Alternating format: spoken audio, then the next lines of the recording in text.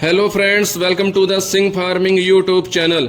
किसान भाइयों, आज की इस वीडियो पर हम बात करने वाले हैं धान की खेती में पहली खाद डालने के समय के बारे में। अब हमारे जो किसान भाई हैं धान की जो खेती करते हैं वह अलग अलग अवधि वाली वैरायटी का चुनाव करते हैं। कुछ वैरायटियां 90 से 95 दिनों में पककर तैयार हो जाती हैं, तो वहीं कुछ वैरायटियां 115 दिन से लेकर 135 दिनों में पककर तैयार होती हैं, और वहीं धान की कुछ वैरायटियां 140 से 160 दिनों में पककर तैयार हो जाती हैं।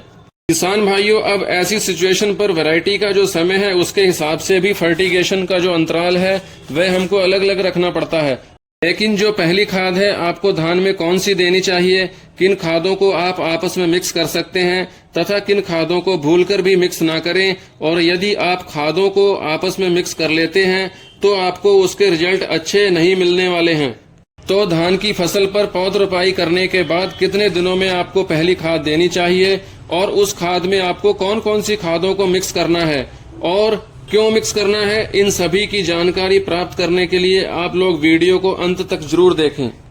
किसान भाइयों, आप लोग धान के खेत में जो पहली खाद डालते हैं इसका पौधे की वानस्पतिक बढ़वार तथा पौधे में कल्लों की संख्या बढ़ाने में अहम योगदान होता है। तो किसान भाइयों, उपज बढ़ाने के साथ साथ फसल को मजबूत बनाने के लिए पहली खाद अहम रोल निभाती है, और इसके साथ साथ विभिन्न प्रकार के जो पोषक तत्व होते हैं जैसे कि nitrogen, phosphorus, potash, sulphur, calcium, zinc आदि पोषक तत्वों की धान की फसल में बहुत अधिक आवश्यकता पड़ती है। और इसके साथ साथ धान की जब वेजिटेटिव ग्रोथ होती है तो उस समय जिंक और नाइट्रोजन की भी बहुत आवश्यकता होती है। तो धान की फसल में पहली खाद की सही स्टेज और सही मात्रा क्या है, इस सारे प्रोसेस की जानकारी के लिए आपको वीडियो को अंत तक देखना होगा। मैं हूं आपका दोस्त परमजीत सिंह और आप देख रहे हैं यूट्यूब चैनल सिंह फार्मिंग। इसी प्रकार से कृषि के बारे में पूरी जानकारी प्राप्त करने के लिए आप सभी चैनल को सब्सक्राइब अवश्य कर लें। तो किसान भाइयों, खाद का जो कॉम्बिनेशन है, पौध रोपाई के बाद जब आपकी फसल 8 दिनों से लेकर 12 दिनों के मध्य होती है तब आपको 35 किलोग्राम यूरिया और 5 किलोग्राम जिंक सल्फेट 33% लेना है। इसमें 33% जिंक व सल्फर की मात्रा इसमें 15% होती है। तो किसान भाइयों, 35 kilogram urea, 5 kilogram zinc sulphate और वहीं इसके साथ में आप दानेदार कीटनाशक के रूप में FMC कंपनी का फटेरा 4 किलोग्राम प्रति एकड़ के हिसाब से यूज कर सकते हैं। किसान भाइयों, यह एक सिस्टमेटिक कीटनाशक है। इसके उपयोग से धान की फसल में पत्ता लपेट, तना छेदक इनकी रोकथाम करने में इसका अहम योगदान है। इसकी मात्रा 4 किलोग्राम प्रति एकड़ के हिसाब से होती है। अब किसान भाइयों, इन तीनों के अलावा अगर आप MOP 25 किलोग्राम प्रति एकड़ के हिसाब से इस सारे मटेरियल में मिक्स कर लें तो यह सोने पर सुहागे का काम करेगा। परंतु ध्यान रखें, इन सभी को जल्दी से मिक्स करके अपने खेत में डाल दें। अधिक समय तक मिक्स पड़ा रहने के कारण इसमें गीलापन आ सकता है, इसलिए इस सारे मिक्सचर को जल्दी से अपने धान के खेत में बखेर दें। तो किसान भाइयों, खाद की पहली डोज में इस कॉम्बिनेशन से हम अपने खेत में नाइट्रोजन, जिंक, सल्फर व पोटास की कमी को पूरा कर सकते हैं। इस फॉर्मूले को पहली खाद के रूप में यूज करने से आपके धान के खेत में कल्लों की संख्या में बहुत तेजी से बढ़ोतरी होगी और पौधे तंदुरुस्त व हरे भरे रोग मुक्त रहेंगे, और इस फॉर्मूले के बहुत अच्छे परिणाम आपको प्राप्त होंगे। लेकिन किसान भाइयों, ध्यान रखें, जिंक सल्फेट को कभी भी कैल्शियम नाइट्रेट के साथ, अमोनियम फास्फेट के साथ या फिर DAP के साथ बिल्कुल भी ना मिलाएं। ध्यान दीजिए, DAP को आप जिंक सल्फेट के साथ, फेरस सल्फेट के साथ, कॉपर सल्फेट के साथ, मैग्नीशियम सल्फेट के साथ कभी भी ना मिलाएं।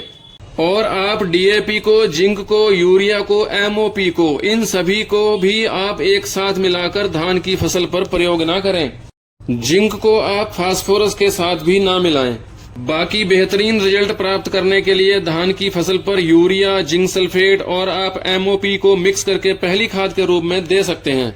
अब धान की अवधि के आधार पर भी खाद का डोज दिया जाता है। यदि मान लीजिए आपकी धान की फसल 90 से 95 दिनों वाली वैरायटी है तो आप 8 से 15 दिनों के मध्य आप इस कॉम्बिनेशन को दे सकते हैं।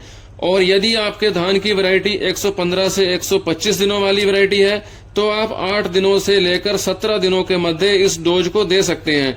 परंतु यदि आपने किसी ऐसी धान की वैरायटी को लगा रखा है जो 140 दिनों से लेकर 160 दिनों में पककर तैयार होती है तो आप 10 दिनों से लेकर 20 दिनों के मध्य में इस खाद का डोज दे सकते हैं। इसके साथ साथ किसान भाइयों, बासमती धान की जो वैरायटियां होती हैं, इन वैरायटियों पर आप यूरिया का इस्तेमाल 45 किलोग्राम से लेकर 60 किलोग्राम प्रति एकड़ की दर से कर सकते हैं। हाइब्रिड वैरायटी के धान में 45 किलोग्राम से लेकर 60 किलोग्राम प्रति एकड़ की दर से यूरिया का इस्तेमाल कर सकते हैं। तो किसान भाइयों, अगर आपके धान की फसल की जड़ों पर कोई कीट वगैरह नहीं दिखाई दे रहे हैं तो आप फटेरा कीटनाशक को अलग कर सकते हैं, यानी कि दूसरी खाद डालने के समय भी इसका प्रयोग कर सकते हैं।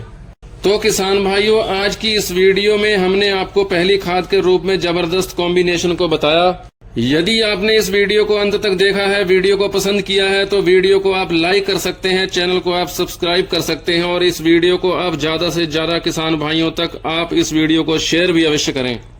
तो किसान भाइयों, आज की इस वीडियो में इतना ही। नई वीडियो लेकर आपके समक्ष फिर से उपस्थित होंगे। दीजिए आज्ञा। धन्यवाद किसान साथियों। जय जवान जय किसान।